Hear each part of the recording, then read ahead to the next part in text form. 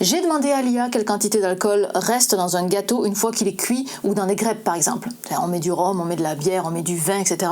Mais combien est-ce qu'il reste d'alcool une fois que c'est cuit? Mais attention, je n'ai pas pris n'importe quelle IA, pas folle la guêpe. J'en ai pris une qui cherche dans la littérature scientifique parce que je voulais vraiment quelque chose de fiable et que j'arrivais pas forcément à trouver une réponse satisfaisante par mes moyens de recherche traditionnels.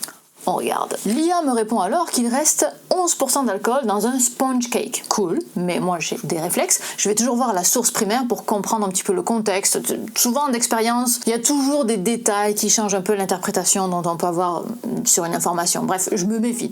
Fait que je regarde. L'article ne parle pas d'alcool. Ce n'est pas 11% d'alcool qui reste, c'est 11% d'un sucre super rare qui s'appelle alu. Alors certes, c'est un sucre qu'ils ont testé dans une procédure de fermentation qui implique donc de fait la présence d'alcool, mais il ne reste pas 11% d'alcool dans leur sponge cake. Ils l'ont même pas mesuré. Merci l'IA pour cette fausse information. Mais vous savez pourquoi l'IA ne va pas trouver de bonne réponse? Parce qu'il n'y a pas beaucoup d'infos sur le sujet en fait. Mais ça, je sais pas pourquoi, il n'est pas capable de me dire que les infos sont pas satisfaisantes. Mais là où vous trouverez sans doute le plus d'informations pour avoir la réponse à cette fameuse question de combien d'alcool il reste dans un plat, c'est dans ma vidéo qui fait le tour de la littérature sur le sujet sans IA. La littérature que j'ai lue pour de vrai et qui n'est pas mal interprétée ou mal utilisée.